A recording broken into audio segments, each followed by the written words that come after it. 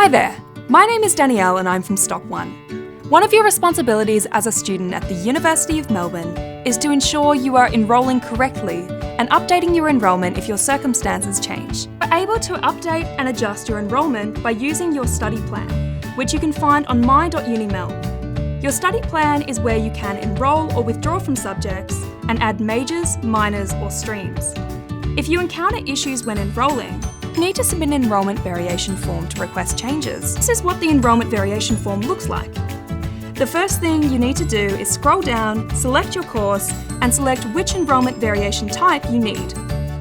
A course variation is for changes to the structure of your study plan, such as adding or swapping a major or moving around subjects. Subject or requisite waivers are for requesting help to add or enrol into subjects when you are unable to do so yourself, or if you have subject coordinator approval, to waive a prerequisite. A request to overload is for when you want to be permitted to enrol in more than a full-time load. Once you click Next, you can add a course variation or a subject requisite waiver or request overload by clicking here. This is where you enter the details of what changes or issues you need help with. For example, if you need help adding or adjusting a subject on your study plan, this is where you specify the subject code, name, study period, or any other relevant information. If required, you can also upload documentation, such as an email from a subject coordinator in a PDF format. Once finished, remember to click Save. You can now see a summary of your variation request.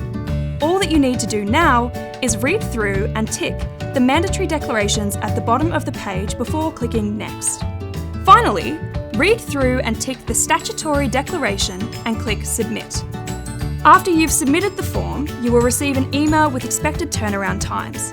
Staff will assess your enrolment variation request and you'll be sent an outcome to your student email.